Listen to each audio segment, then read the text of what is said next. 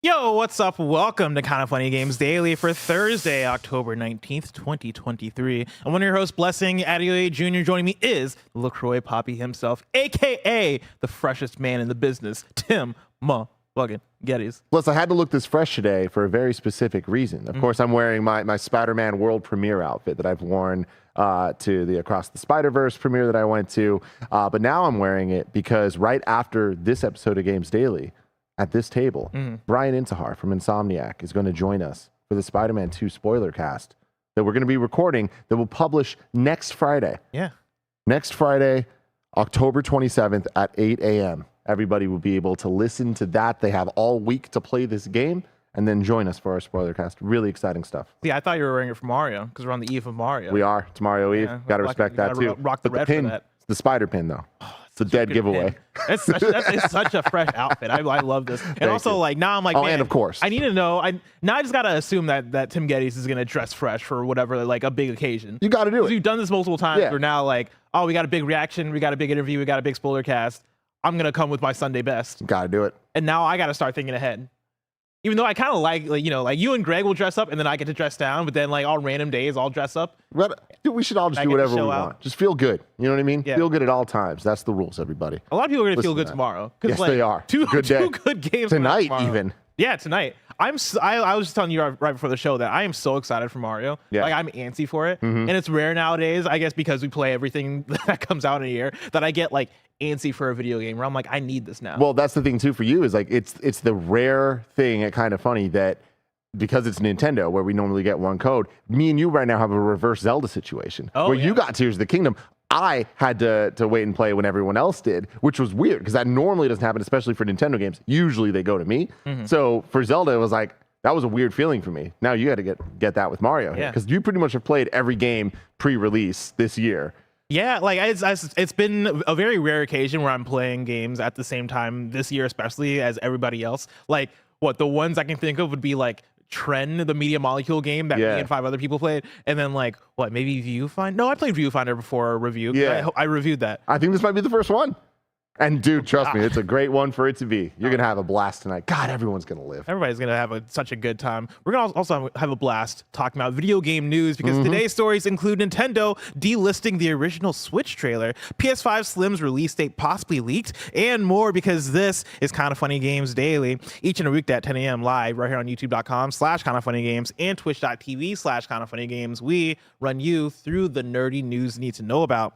If you're watching live, you can correct us when we get stuff wrong by going to kindafunny.com/you're wrong.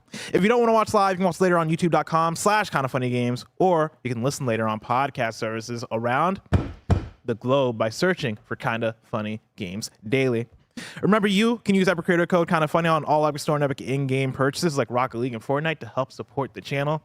To be a part of the show, head to kindafunny.com/KFGD to write in with your questions, squad ups, and more. And remember, patreon.com/kindafunny will get you the show ad-free, plus a bevy of bonus content.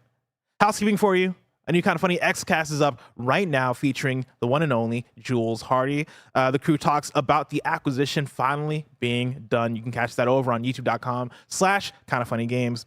And then remember, we're throwing a meet and greet fundraiser for Extra Life. Well, actually, Square Pie Guys is throwing us a meet and greet fundraiser for Extra Life. Come hang with Kinda Funny on Wednesday, October 25th. We'll be celebrating the launch of the Kinda Funny Pizza, a buffalo chicken pie, and raising money for the big, beautiful kids. All proceeds from the tickets go to our Extra Life fundraising. You'll be entered to win fabulous prizes, and you get to hang out with us. Get your ticket. Yes, this is a ticketed event at kindafunny.com/SPG party. That is kindafunny.com/SPG party. Tim, what you got for me? whole bunch of other stuff. Today is Spider-Man Day. Spider-Man Eve, depending on how you want to talk about it. A lot of spider stuff. Spider-Man!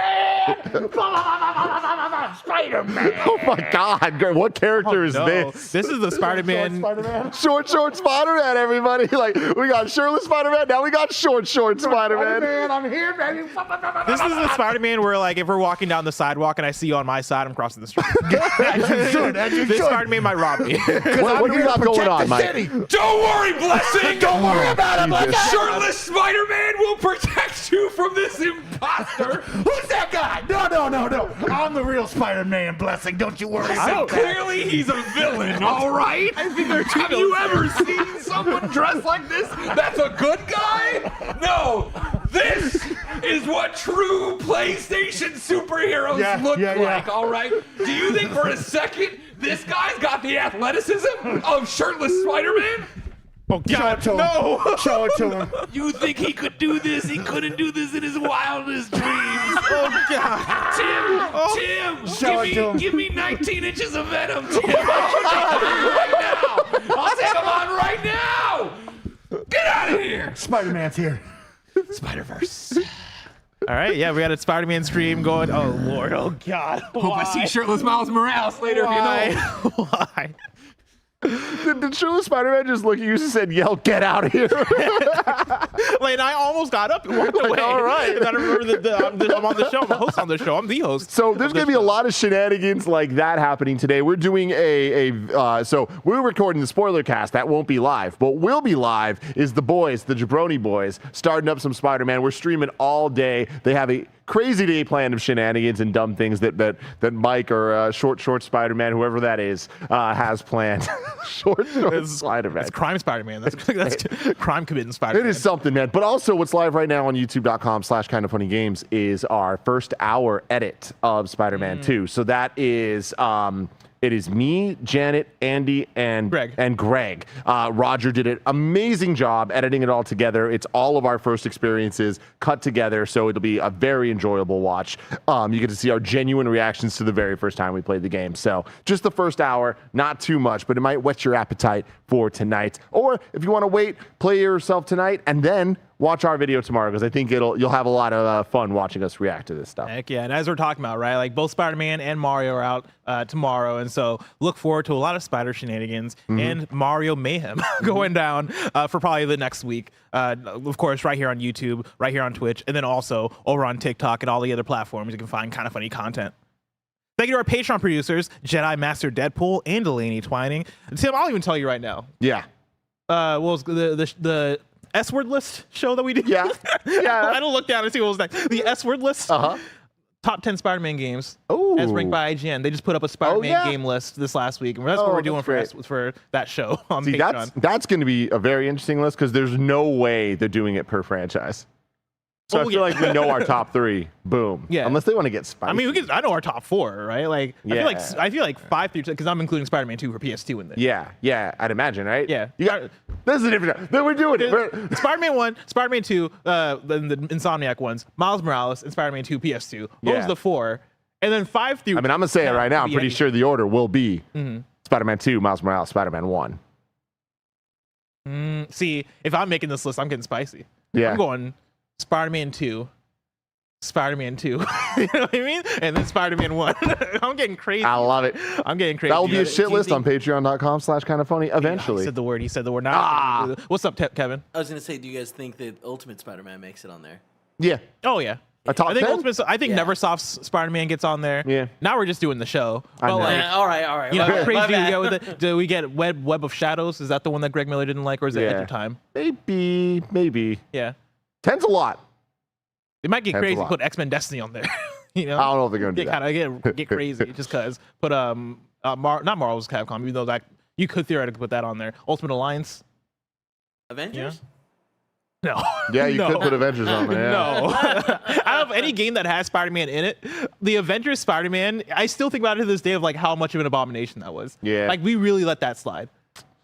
They really let that get past QA or whoever is the last line of defense. I don't know. Last line of defense. Yeah, they let that get past Lara Croft over there. Like, why would you do that? Yeah. Again, thank you to our Patreon producers, Jedi Master Deadpool and Delaney Twining. Today we're brought to you by BetterHelp and Immersion Fragrances, but we'll tell you about that later. For now, let's begin with what is, and forever will be, the Roper Report. It's time for some news. We have 5 stories today. A baker's dozen! Starting with our number one. Tim, I want to take you on a trip to Speculation Station. Speculation Station. Speculation Station. Before we even get into this, this is one of my favorite types of Games Daily news stories, where it's like, we already know the answer is not what we want it to be, but it's just like, fuck it. Let's just talk about it just so we can get back to the conversation we want to have. Exactly, right? This is going to get us to a fun conversation. Listen, is it a slow news day? Yes. I wonder why. This is a slow news day that I'm very excited for because there is a lot of juicy and fun stuff to talk about. And so, story number 1, I'm taking you to the Speculation Station. The original Switch reveal trailer has been removed from Nintendo's YouTube channel. This is Jim Norman at Nintendo Life. Get ready to put your detective hats on, folks, because there's a mystery afoot. The Nintendo Switch reveal trailer, you know, the one where groups of trendy people play the up-and-coming console at such memorable and realistic venues as a rooftop party or at a basketball court, has been removed from the official Nintendo YouTube channel. This was first brought to our attention by Reddit user Carbavan on r/gaming leaks and rumors, and sure enough, looking at the YouTube channel in question, the reveal trailer is nowhere to be found. Of course, the video remains available online through other outlets, the one posted by GameSpot, for example, so you can still find inspiration for which wacky and wonderful location you want to play your Switch at next. But the question still stands, why has it been removed from the initial source? The simple answer is that it has been removed due to a music licensing issue. The trailer's backing track, Ha Ha Ha Ha Yeah, by White Denim, is a song that, as Reddit user They Call Me Radic points out, appears to be in some legal trouble after the track's initial distributors were recently taken over by another company. Questions about the song's true ownership are usually reason enough for a video such as this to be taken down, and there's every chance that we have seen exactly that in this instance. But what if there's another reason? Carbvan's original post does point out that Nintendo has intentionally removed reveal trailers in the past to make way for another, perhaps connected announcement right around the corner. That's how they read it. We might be replacing our detective hats with ones more of the tinfoil variety. But could we be seeing something similar happening here? After all, rumors of the Switch 2 continue to circulate at a higher and higher density each week. Is the removal of the OG Switch reveal trailer a sign of things to come? Is it, Bless? Let's welcome ourselves to Speculation Station. Here's the thing. The news story that you just read already kind of answers this and buttons it up. It is a licensing thing. It's not a thing of like, oh, it could be, it might be a licensing. We have confirmation. It's the freaking yeahs or whoever the fuck it is. Yeah. The white stripes, the denim jacket. What the fuck was it? Yeah. The white denim. White denim. I missed a lot of things there. You got close. Yeah. I see how you get there. The white stripes, white denim. Whatever. What was that? Speculation Station. Choo-choo, everybody. It's just one. On our end, it sounded so realistic. Like, that didn't sound like it came from a speaker. And so, like, for a split second, I was like, are we next to a train? Like, when did that happen? I don't think there's that many trains in San Francisco. Oh, man. So anyway, that's the end of that, right? We can move on. But let's keep going. Yeah. So, like, when do we get a Switch 2 announcement? That's the thing, man. Like, look, it's funny because let's for a second pretend for no reason that we didn't know about the licensing thing and that wasn't the case. That Nintendo is taking this down because they have in the past, not often, but they have in the past taken things down, and other groups have done this as well as they prepare for something new. I am immediately transported back to 2012, 2013, when this thing called the Wii U was first being talked about. When it was first shown, I was there at E3 when they first talked about the Wii U, and I was at the Nintendo press conference. And when they announced it, all of us were like, is this the next console? Or is this just like a thing you add to the Wii? Like, what's going on? And then on the show floor of E3, they had a Wii U, like the physical version, just kind of in this glass box. And you look at it, you're like, it kind of just looks like a kind of like curvier Wii. Like, how different is it? What's going on here? Is this the Wii Pro? Like, what's going on? And they were so vague in that initial bit. Pretty quickly, people aren't fucking morons. the answers were out there, and it's like, all right, cool, I get what this is. But I do think that the Wii to Wii U, not even just in the bungling of like the original reveal of it, which the Switch nailed. Yeah. Also in the confusion of the titling to people of like what a Wii U is. I feel like that was a very bad system name. And then even going to the Switch, like, we all act like the Switch is a great name now. It's because it fucking earned it and it became a thing. Yeah. We all talk shit At first, about we're that like, well, the Switch? All right. Like, what does that mean? Yeah, it's like you can't own the word Switch. It's already a fucking thing. Yeah. Nintendo now owns the word Switch. They got it. All it took is one snap. But I am very interested in what the next console is called. See, that's the exact same route of thinking that I went down during this whole thing. Because, like, let's say for a second that this wasn't about the licensing thing, right? Like, the article like poses and like I think that is the clear solution to this, right? Like, I don't think we have confirmation, but you know, we have confirmation that there are licensing issues attached to that song, and that song is the main song in the trailer. So if A to B to C, that all connects, that makes sense. Let's say that for whatever reason, oh, that's not the actual issue. Do you think that Nintendo would call the next Nintendo console a Switch 2 or a Super Switch, or have Switch in the title, given the history with the Wii to the Wii U and how troublesome that was? So here's what's very funny. Nintendo has proven there's no patterns. They march to the beat of their own drum, their own bongos, if you will, their own Donkey Konga bongos, all right? I feel like it is the most likely that it's called the Switch 2. Which is weird, because Nintendo's never done that before. But I feel like with the success of the Switch and what they've created, this mainstream, like, massive success where they've gained the gamers back and the casuals back and everyone, it's kind of the best of every world of what they got with the success of the Wii, but then also what they had with the success of the NES, Super NES, right? So now I'm like, I feel like a Super Switch is getting a little too tongue-in-cheek, and like, it's not the 90s anymore. What if this would be insane. What if they just called it the Switch? Like, what if that is the reason why you go back and delist the original Switch reveal, is that you're getting ready for another Switch reveal, and you're just calling it the Switch? It's the continuation of the Switch, but it is next gen at the same time. Honestly, like, if I had to bet, and I'm not confident enough to actually be like, I think it's called the Switch 2. I think the most likely title right now is Switch 2. I think the second most likely title is Switch. And I don't, like, there's pros and cons to all of that. And I'm with you, though, that I feel like Nintendo wants to keep the Switch title. Yeah, the Switch branding is so strong. And it's the weird thing about Nintendo, is that Nintendo's the only one that's gotten, like, kind of rid of their branding as they jump from generation to generation, right? Like, you know, Super Nintendo was strong. All right, for the next one, Nintendo 64. For the next one, GameCube. For the next one, Wii, right? And the only time they fail is when they did an iterative, like, type branding thing, right? Wii U, that confused the hell out of people. But for any other company, right? PlayStation 1, 2, 3, 4, 5, that works so perfectly, right? Xbox 360, Xbox One. Like, no. We are not going to give them credit. But also, like, the issue with all those wasn't that people didn't know it was a new console, right? Like, the issue with those weren't necessarily the branding. There's so many other issues with, like, Xbox jumping from generation to generation. Nintendo's found success whenever they have switched, no pun intended, switched things up, and, like, found a new branding that they can make catchy, that they can make a new staple. And that would almost, like, make me lean on the idea of, hey, weird Nintendo decisions, weird ass gaming company that we're dealing with here. What if the stronger move branding wise would be to, is to move away from the Switch and find a completely new name for it? Yeah. Even if it is the same gimmick. Because I expect the same gimmick. Yeah, for sure. And I expect backwards compatibility. And what I mean by that is not, and I know there's been people up in a tizzy in the last week over leaks and rumors or whatever about it not being backwards compatible, but it's like, what they mean is literally the physical carts potentially, where it might be a digital only system, or there might be multiple versions. But I feel like there is no chance in hell that the next Nintendo console does not play your digital library of games that you have on your Switch. I hope so. And with that, I think that they're going to continue to build off of that premise, and I think that it will still be in the same ecosystem.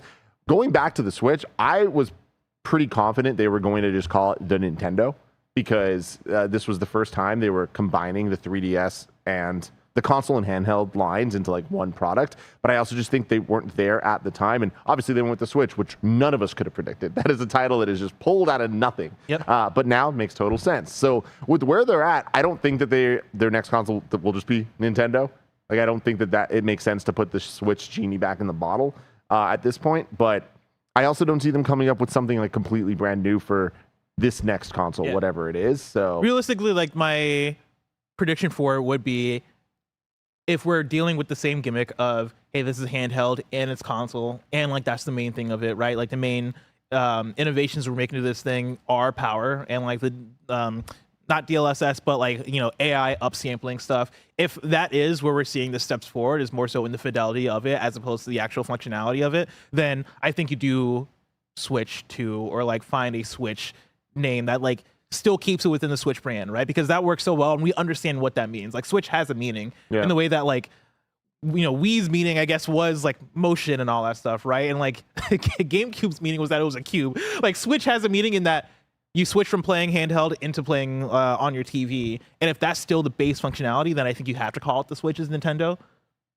That's my prediction. Unless they find something that is out of this world, that is, hey, here's the main bullet point we're promoting with this thing that makes it functionally different from what the Switch is, then they change the name. Yeah. But I don't think that's what we're going to get this next generation. Yeah, you know, I'm talking myself in circles here, but I feel most likely Switch 2. Second most likely just Switch. I do think third most likely Nintendo. They're able to then put like a parentheses 2024 on it, and it becomes more of like a Nintendo loves putting out iterative hardware. What do they do when we get to 2064? I mean, Nintendo 64? What I mean by that is like it's like the product is called a Nintendo, and then the differentiator is like less. It's kind of like how iPads are, where it's like we call it's just the iPad, but like if you need to know the information, you can say, oh, 5th gen, 7th gen, whatever the fuck it is. But like nowadays, Apple even just markets it as 2017, 2020, whatever. I can see Nintendo doing that. And again, the year doesn't matter to the layperson. It's just the Nintendo. But Nintendo also are the least contemporary when it comes to tech like that and naming schemes. So like in a lot of ways that feels antithetical to who they are. But I feel like when you look at their product line, that actually does function with how they tend to do business. Okay, fair enough.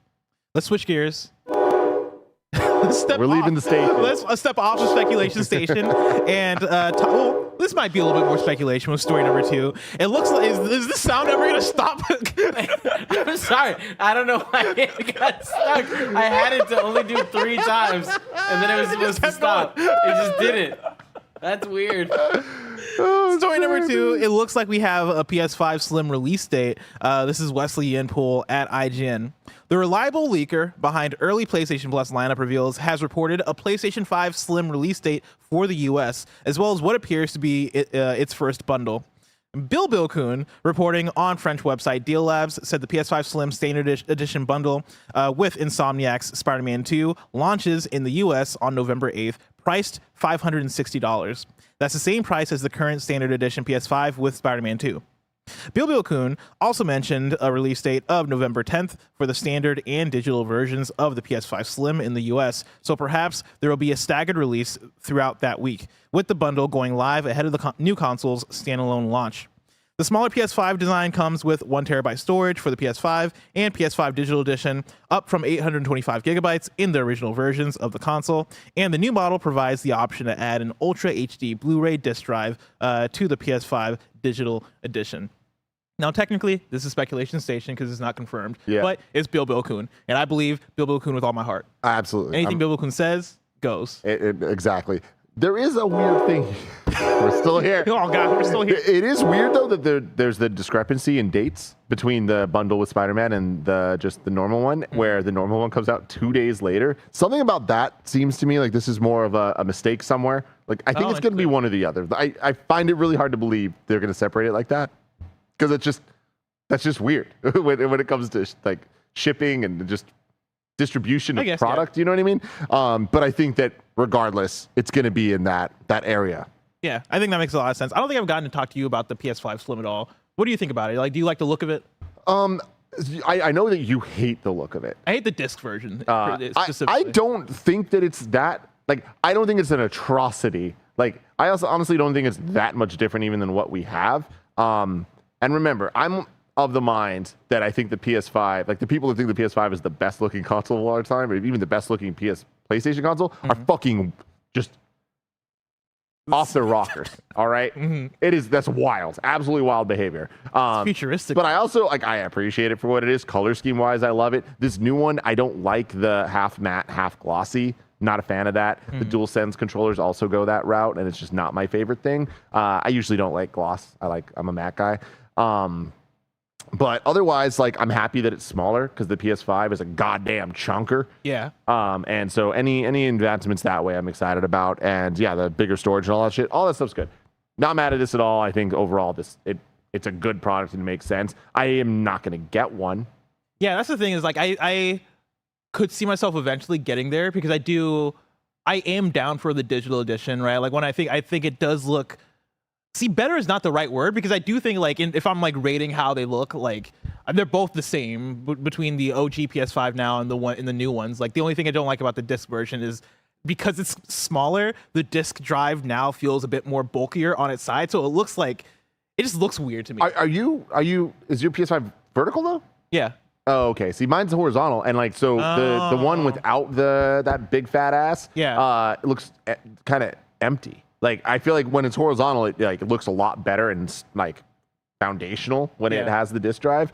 And also, I just want the option of disk drive. Even though we talked about this recently, real talk, I have never once used a disc on a PS5. That's why I've always been a disc, a physical person, right? In terms of the kind of console I buy, I want there to be a disc drive. And before I started working at KindaFunny, I was buying a lot of physical games, mainly because Best Buy had a gamer deal. upgrade program, right? The gamer upgrade program, or no, Best Buy Gamers Club. Gamers Club. Yeah, what it was. Gamers Club program. They stopped doing that after a while, and so after that, I became more of a digital person, and now especially I do not recall the last time I put a physical disc in my PS5. Yeah, right. I think it must have been me playing a PS4 game that I had on disc. And I do want to say, because I've seen a lot of people comment that, oh, Tim doesn't buy games, doesn't buy physical games. I do buy physical games. I collect them. I care about that stuff a lot. Yeah. I just haven't actually used one of the discs on my PlayStation. Here's the thing, and this is my fault. I'm going to preface this with this is my fault. But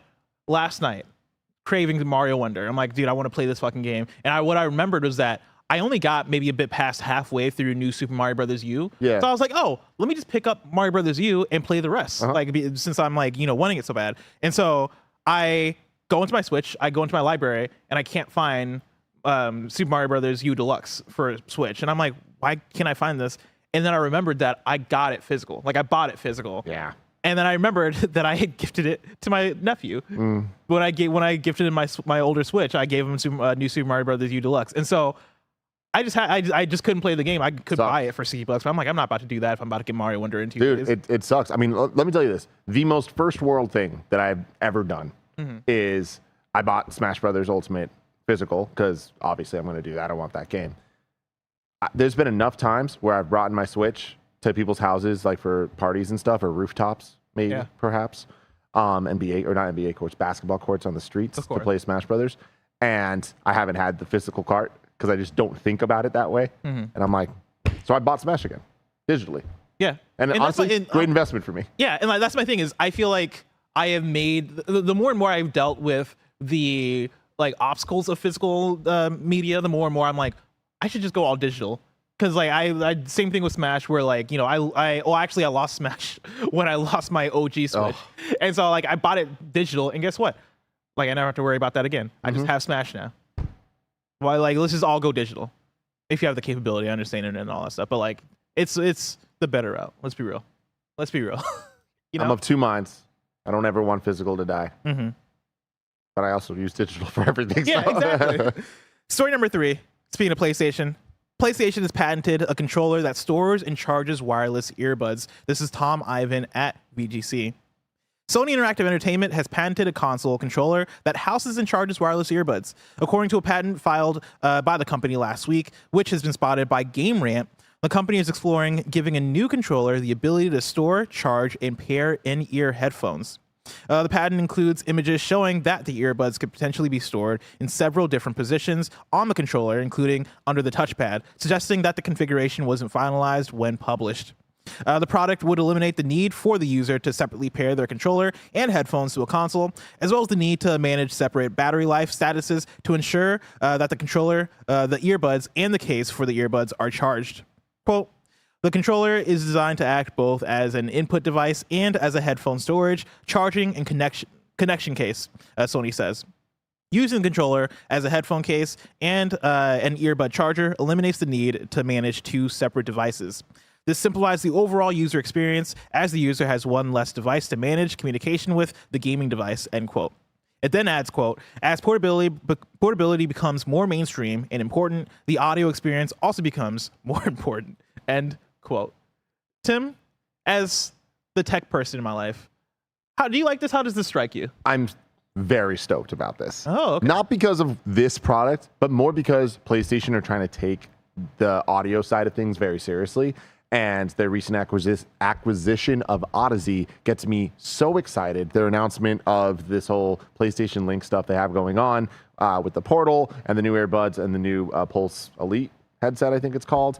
I'm really excited about it. I'm not a fan of proprietary stuff, so like I'm a little like concerned on that front. Like the fact that the PlayStation Portal can't connect to like Bluetooth headphones, I think is like insane and not good. It's bad. It's just straight up bad because it shouldn't be in place of that option. It should be in addition to, but I do like that they are building the standard that they're sticking to because their lossless technology in theory should be fantastic and should be like a audiophile level experience for people that are using the right products. And right now it's early, but if they commit to this, which we've seen them before not commit to things, this could be amazing for gamers all around, where their experience will just be risen because of the baseline just being so much higher quality, and their commitment to these earbuds and the headset both having the link capabilities and working with all this stuff, I feel like is a great sign, specifically because Odyssey has such an amazing past with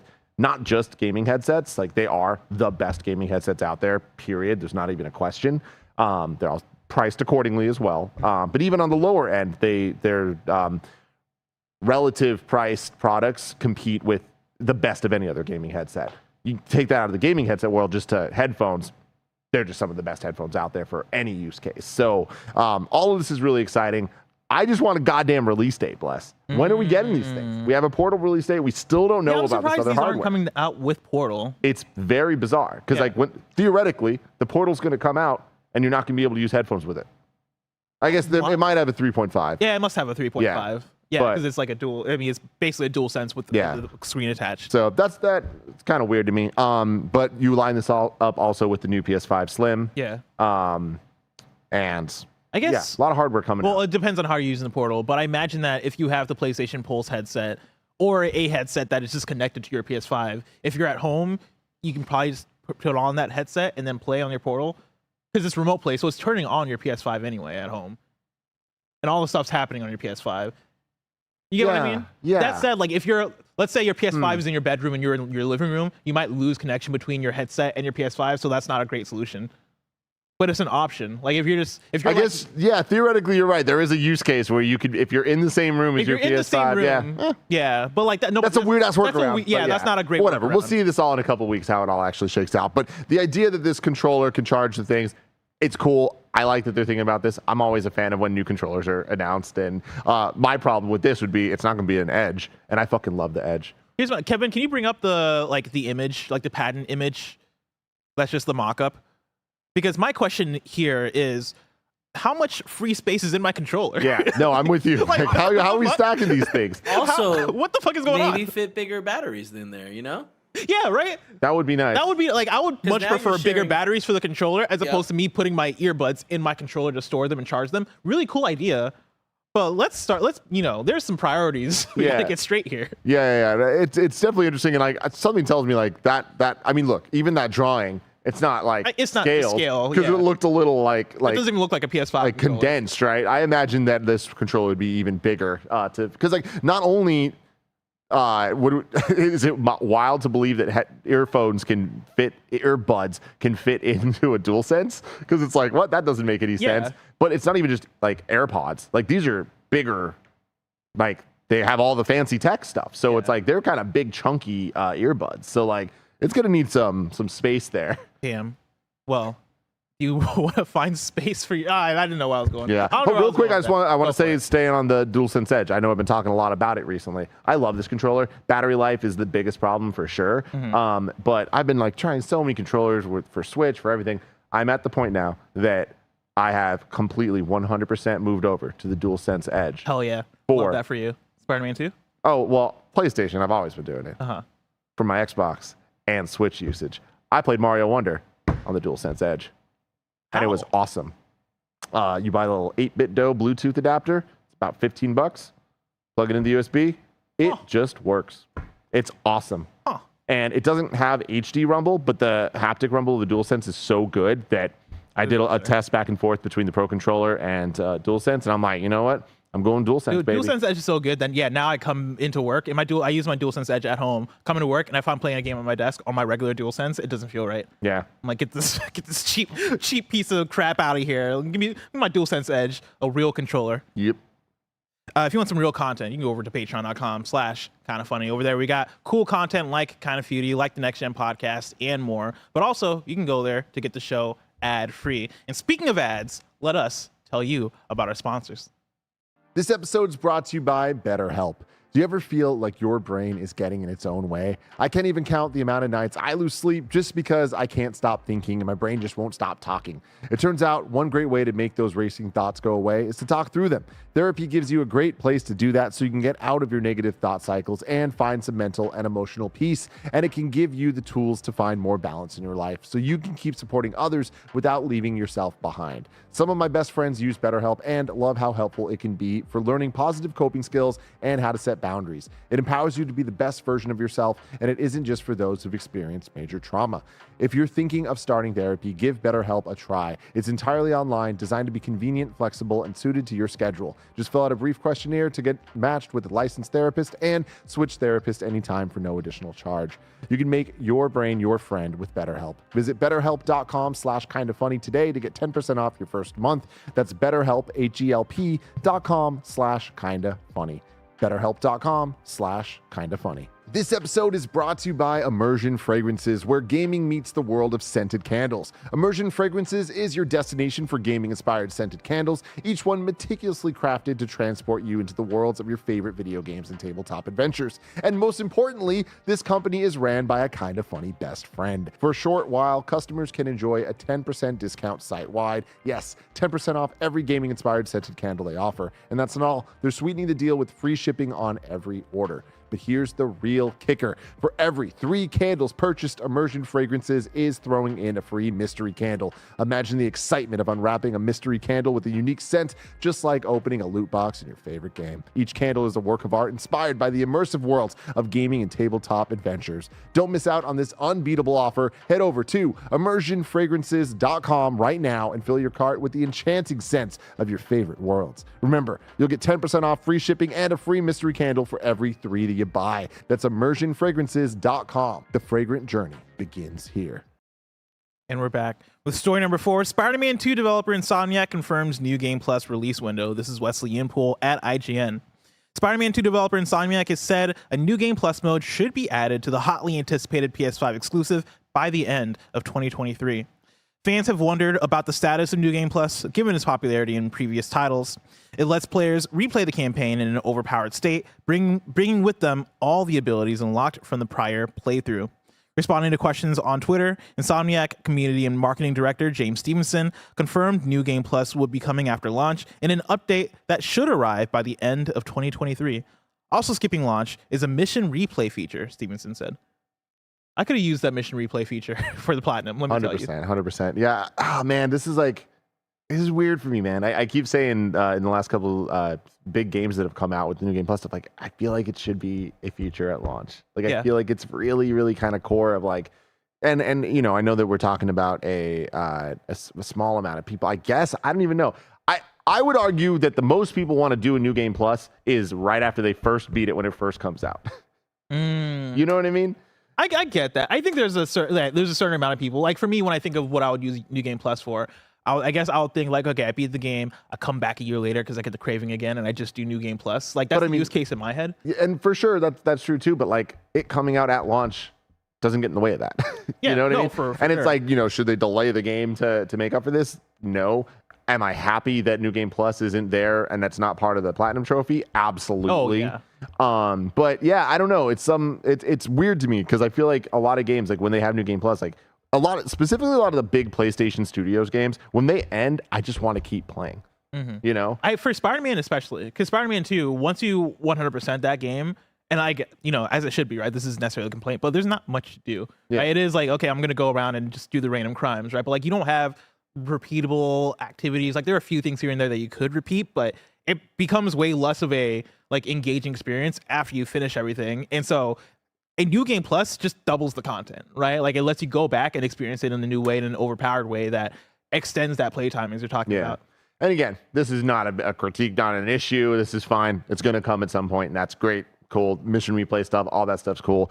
I just really wish that hardware and software could line up better. And this is across the board, PlayStation, Nintendo, Xbox, everybody, where it almost always feels like when we're doing predictions and stuff, we're like, oh, and then this game's going to launch with this console. Or like, they're putting out this new controller. It's going to come out with this. And it's like, nah, the DualSense Edge came out months after God of War Ragnarok did. Yeah.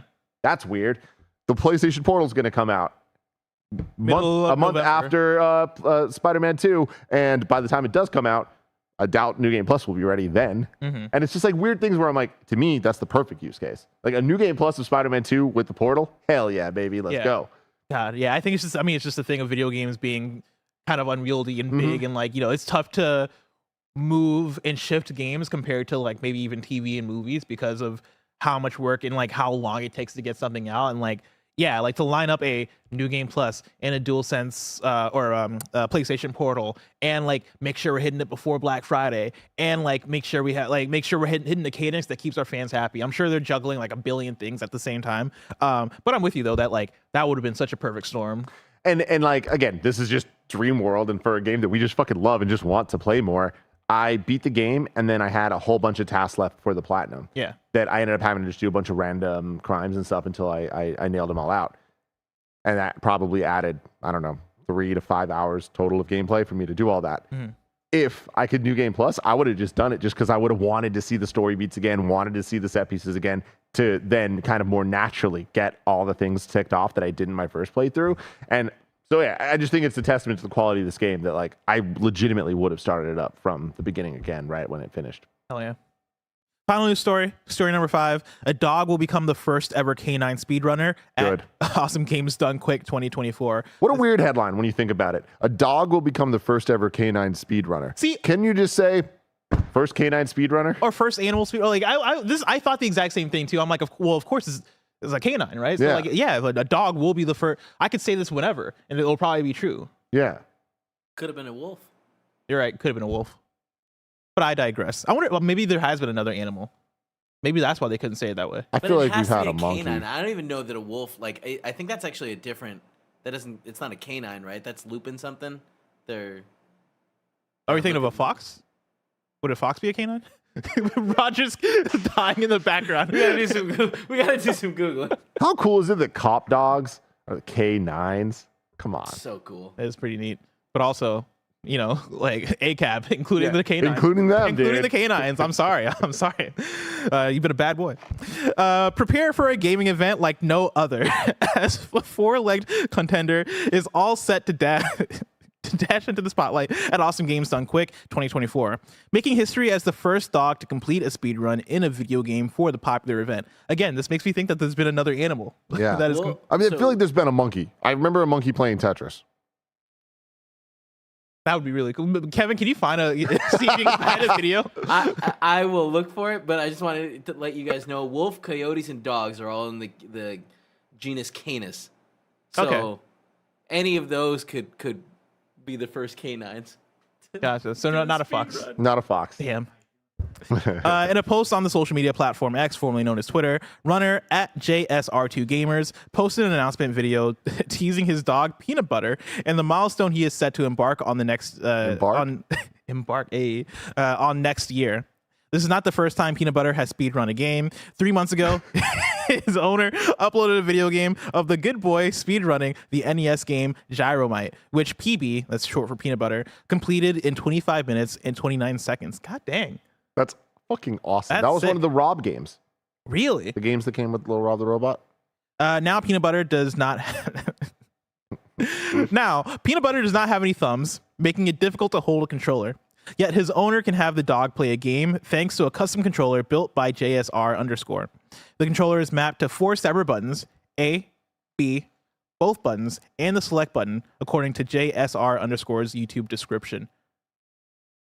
God Look bless. how cute that dog This is awesome. Good for peanut butter. Good for everyone involved. Good for us. Good for us. humanity. Good for canines. I'm always such a fan of weird ways of playing video games or doing things like this, because like I feel like it all started off with people beating people beating Dark Souls with a Guitar Hero controller. I feel like that was kind of like when that stuff started to become more popular on like Twitch and streaming and stuff, and people would all go crazy over this stuff. But then it evolved into like so many other things, where this last Evo, we had like somebody playing with a modded Xbox 360 that they converted into a fight stick. Like that was one that was cool. Of course, like we had like a lot of like moves and accessibility where people would play with blindfolds, or you would just have blind gamers competing in things like Evo and actually like putting up a fight and really like going in. That stuff became cool. And like, yeah, having a Shiba Inu come through and Crush it. participate in AGDQ, absolutely wild. John Dow in the chat said, it does seem though it's a little less the dog playing a game and more a person playing a game via a dog. But like, which is very funny to think about. here's what Because he's not wrong. He's telling him what to do. Here's what I want to bring to the table. I was hanging out with a friend. She's a lawyer. This last weekend, and we were talking about how AI, like, there's come a lot of like legal difficulties, let's say, with AI in terms of copywriting actual AI art, because in law, right, like you can only copyright things that are made by humans. And she referenced this example of a monkey that took, or maybe a chimpanzee, an ape that took a selfie with a camera, and the organization behind it wanted to copyright it, but they couldn't because the picture was taken by the monkey.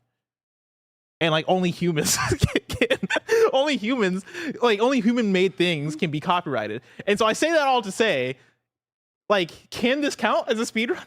I don't know, man. I think we got to get to we got to talk to the authorities not about the this controller. one. Yeah, that's. You think about it. Think about it. Think about it, everybody. While you do that. Maybe I got to give up my DualSense Edge. Maybe I should go all dog. You know what I mean? Go for I haven't trusted Moose enough. You know, let's see what he could do. Maybe I'll be Spider-Man 2 via Moose. I mean, honestly, you'd go viral for it. I feel like that would be the next step. It won't work. Funny. It won't work. Audience. He is an idiot. Tim, I'm so excited for the Moose speedrun of Spider-Man 2. But us getting that content is so far away. If I want to know what's coming out to mom and grab shops today, where'd I look? The official list of upcoming software across each and every platform, as listed by the KindaFunny Games Daily Show host each and every weekday.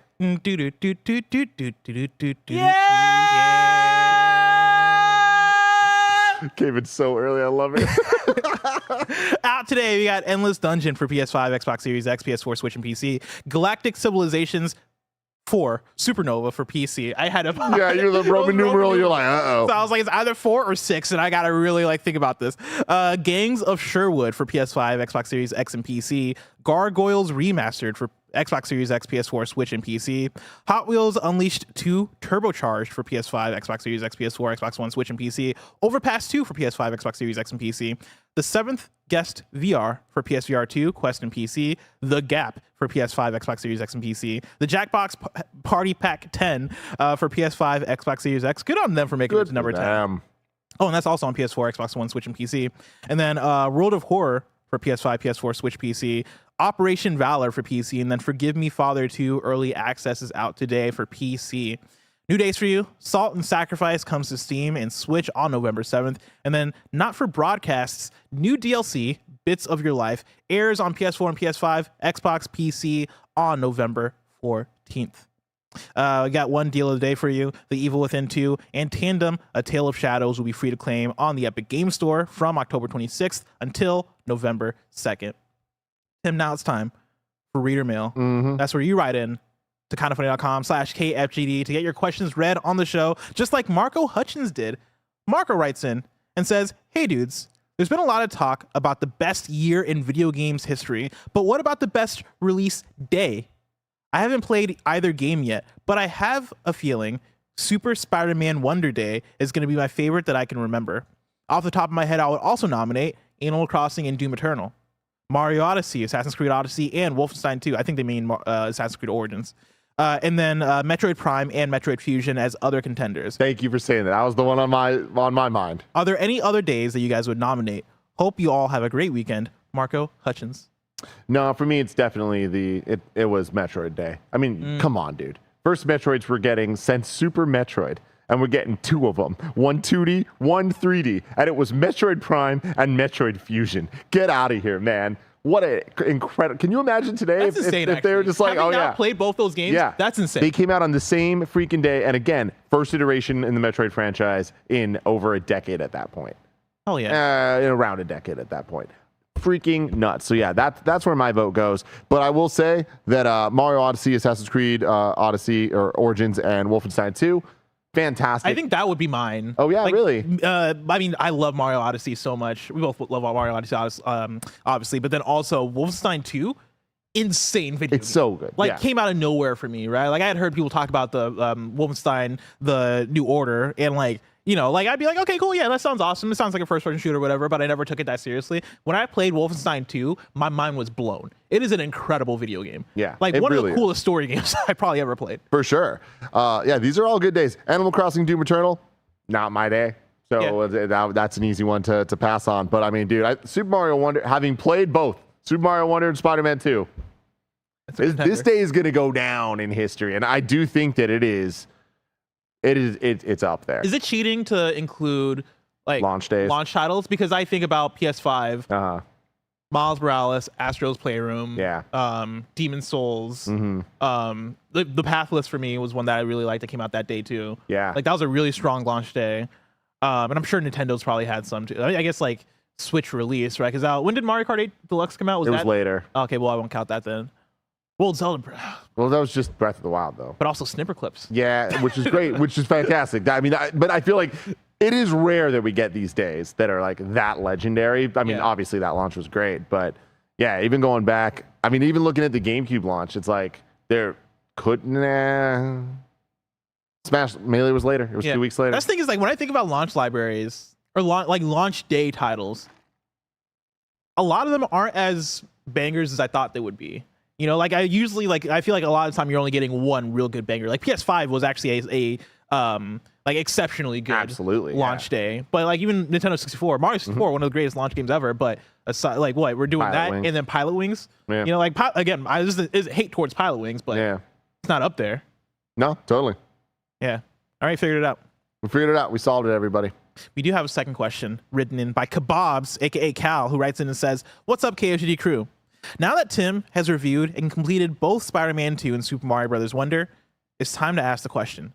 Which red and blue hero will be seen as the better game and or have the biggest impact upon launch? Is there room for both in the mindshare of gamers? Thanks and keep being awesome, Kebabs." Well, Kebabs, I think the answer has got to be Spider-Man, right?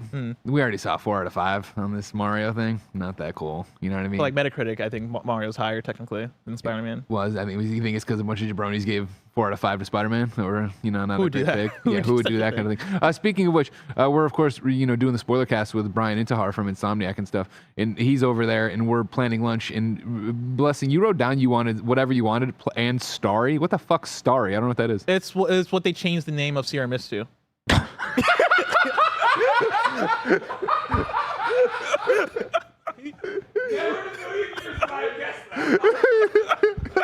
That's so fucking funny. Did you know this? Yeah. I only learned this very recently. Yeah, it's weird. Because I would see it, I'm like, what the fuck is a Starry? And then I learned that it's Sierra Mist, and I'm like, why are we doing this? Very, very bizarre. I do not like it. Back to your question, I think that we're all winners here. I think that this is one of those examples of there's not a winner of the day, except for the gamers out there, because we have 2 utterly fantastic video games that I just think are going to be so special. And if you have any interest in video games, both of these are going to be, these are easy games I can recommend to literally anybody. And I think that they both did fantastic jobs being video games and being iterations in the franchises, pushing things forward in very different ways. One, literally, I don't think I played a game that is more AAA than Spider-Man 2. play Mario Wonder. It's very rare I've played a Nintendo game as Nintendo as it.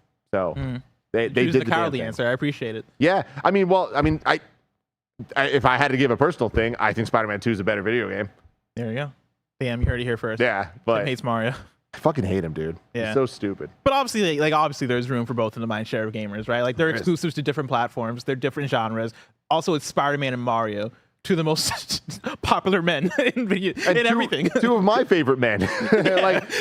These two men mean so much to me in my life. Exactly. So it's like, to me, it's like, yeah, this day is awesome, and I have not 100% in Mario yet, and I can't stop thinking about it. Yeah. Like I can't wait for this weekend to keep playing more, and can't wait to see. Like, there's a ton of stuff that I don't even know. There's secret exits I haven't found, things like that. I'm like, cool. Can't wait to find them. Like when I go through the question, right? Is there room in the mindshare for both for gamers? Of course, yes. Which red and blue hero will be seen as the better game? I think that's apples and oranges, right? Like I don't think people are going to be comparing them directly like that. But I do like the part of which is going to have the biggest impact upon launch, because I think that is like a more tangible question that does like I think that's something we can get into, because like when I think of Spider-Man's impact, right? Like I feel like so much of that has already been felt through Spider-Man 1. You know, like that's why like it's in the same way that I look at like a Breath of the Wild versus a Tears of the Kingdom, of like, all right, like Tears of the Kingdom, better game than Breath of the Wild, but Breath of the Wild had the bigger impact because it was the one that introduced like a lot of those elements and a lot of those systems, all that stuff. I kind of feel the same way about Spider-Man 2, where Spider-Man Spider-Man 2018 for PS4, at least for me, right? I'll look at it as having the biggest impact of a Spider-Man game, because it was Insomniac's first one that really like let us into this universe and set the tone for what that kind of superhero game could be. And Spider-Man 2 is a better version of that. But I don't necessarily look at Spider-Man 2 and go, so many people are going to take lessons from this game, right? Like maybe lessons could be, hey, wingsuits are awesome. Like no, use the tech. I think that's the thing. Use the SSD. Use the haptics. Go all out. Like make this a next gen experience. But like other teams don't have the budget. They don't have the time. They might not have the talent. They don't have a lot of things. I feel like that's the complication there, is that Spider-Man 2 is an accomplishment that could only happen in a very, very specific world. And that is a world that Insomniac has created, PlayStation Studios has created. Like they're just in a league of their own because of that. Yeah. And I would love, like, I mean, reading reviews and hearing you talk about Mario Brothers Wonder, I'd love for 2D platformers to take inspiration from Mario and like Mario Wonder, but also like 2D platformers are few and far between now, that I also don't expect that to like. I mean, I can't wait for the conversation a couple months from now about Mario Wonder. It's going to be very interesting. Yeah. Very interesting. See, for me, when I think about what is the most impactful game this year, I think it goes to Baldur's Gate 3. Like I think when 5 years from now, when we're looking back at 2023 as a year and we're talking about what game had the biggest impact, I think Baldur's Gate 3 being what it is as an RPG and really leaning into, no, as a video game, you can have all the role-playing mechanics. You can make this feel like your own story. You can like have like a lot of quality in writing and have a like, you know, really lean into the RPG ass elements in a way that like makes this world feel super deep, but also super wide at the same time. I look at Baldur's Gate 3 as maybe the game that's going to have the biggest impact this year, followed by like, I guess everything else, right? Like maybe Tears of the Kingdom and Street Fighter 6 also for fighting games. Yeah, when you're talking about impact, though, I totally agree with you. I feel like an apt comparison would be Baldur's Gate 3 is going to do for that style of RPG what Halo did for first-person shooters on consoles, where before that point, there were some, GoldenEye and things like that, but really first-person shooters were a PC-based thing. Same thing here with Baldur's Gate, right? With that genre of RPG. Very PC. Yeah. I think the floodgates are now open. I think Baldur's Gate 3 ends up influencing even like the console RPGs, right? Like yeah, like I would think like the next Bethesda, what's the Mass Effect developer, BioWare, like you know, I think the next like CD Projekt Red, the next games from them, I think are gonna have to look at Baldur's Gate 3 and go, all right, what are the things that this game is doing that is making everybody fall in love with this thing? So I think like having that type of reach and having that type of like impact versus a lot of other games we're getting this year, which are, I would say, like the peak versions of things that we've gotten before, right? Like I think that's where I'm feeling it more. Spider-Man 2 and Mario Wonder, I'm very much looking forward to as more polished versions of things that I've already loved before. Like that's why, and that's the thing that makes me antsy to play Mario Wonder, is the fact that I love Mario, right? Like Mario 3 is one of my favorite games ever. Mario 64 is one of my favorite games ever, right? Like Mario Odyssey, I have such a reverence for. Mario Wonder, I just want it to make me feel that feeling again. I'm not looking for it to like have like the biggest impact of the year, the biggest conversation, whatever. And like for me, it was the same thing with Spider-Man 2. And so, yeah, I'm curious to see, like, 5 years from now, how are we talking about all these games? How are we talking about Mario Wonder? You know, like when we get, fingers crossed, a new 3D Mario in the next 1 or 2 years, you know, is Mario Wonder still in the mind? Yeah, I think it will be. Again, having played it, I think that there are going to be a lot of people that Mario Wonder is all-timer for them. Yeah. Like, for sure. Let's go. We got a quick squad up for you. This is from the old man Alan, who writes into kindafunny.com/KFGD, just like you can. It says, Season 10 of Sea of Thieves is out today, and with the new season comes the launch of guilds.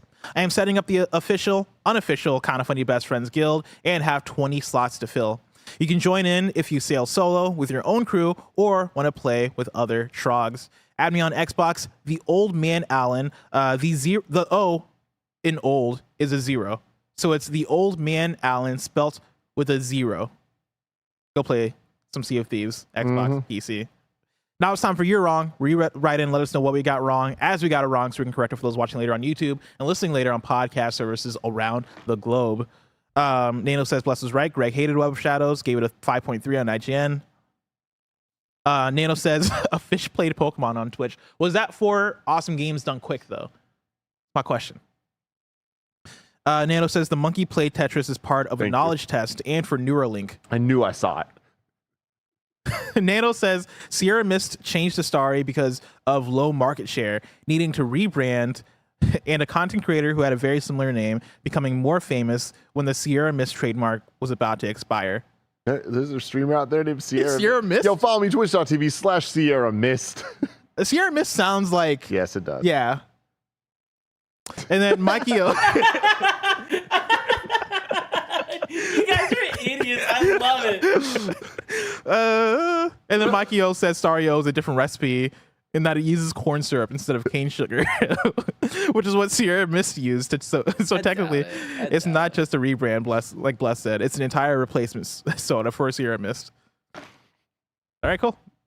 That's it for kindafunny.com/you're wrong. Tomorrow's hosts for the show are going to be Tim and special guest, me. Oh, That's right. shit. That's right. Wow. Tim and me. We're back at it like a bad habit. Real quick before we leave, can I show you my new speculation station button? Oh, yeah. Of Go for it. course. Go for it. Hell yeah. Hell yeah. I think what we're missing, like, I think we need, like, and maybe Roger can get on this, a train that fucking barrels through the background. I think that's the only thing we're missing. Well, that's I the think we hype can train. make that. You know? Yeah, that is a hype train. But we'll figure that out by next time. Of course, this has been Kinda Funny Games Daily. Each and every weekday live right here on youtube.com/KindaFunnyGames and twitch.tv/KindaFunnyGames. We run you through the nerdy news you need to know about. Until next time, Game Daily.